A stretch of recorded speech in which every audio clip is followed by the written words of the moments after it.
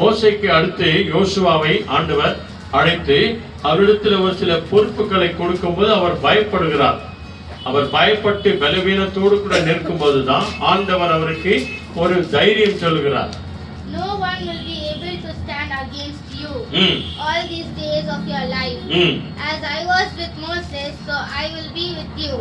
I will never leave you nor forsake you. Amen. அதிலே 9th word கூட படிங்க ஒருத்தர். படிமா 9th படிமா. Have I not commanded you? Be strong and of good courage. Do not be afraid nor be dismayed, for the Lord your God is with you wherever you go. Amen. இது ஆண்டவருடைய வாக்குத்தத்தங்கள். அல்லேலூயா. அவர் பயப்படும்போது ஆண்டவர் யோசுவாவுக்கு தைரியம் கொடுக்கிறார். இந்த வசனத்தை பிடித்துக் கொண்டுதான் அந்த இஸ்ரவேல் ஜனங்களை யோர்தான் நதி கடந்து போகும்படியாய் தேவன் செய்தார். அல்லேலூயா. நம்மை உண்டாக்கின ஆண்டவர் அவர் நம்மோடு கூட இருக்கிறார். அவர் நம்மை விட்டு விலகவே மாட்டார், நம்மை கைவிடவும் மாட்டார்.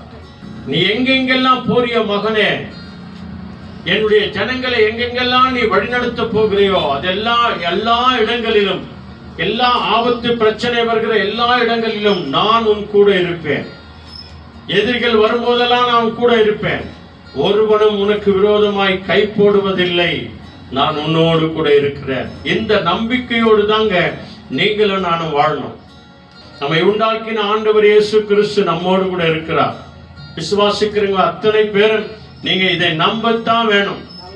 ஆண்டவர் என்னோடு கூட இருக்கிறார். அவர் என்னை நடத்துவார், என் பிள்ளைகளை நடத்துவார், என் குடும்பத்தாரை நடத்துவார், என் சொந்த பந்தங்களை நடத்துவார். என்னை காண்கிறவர், என்னை காப்பாற்றுகிறவர், என்னை நடத்துகிறவர், அவர் என்னோடு கூட இருக்கிறார். நாம விசுவாசிக்கும் போது தேவன் மகிமையான காரியங்களை அவர் செய்கிறவராய் இருக்கிறார். அல்லேலூயா.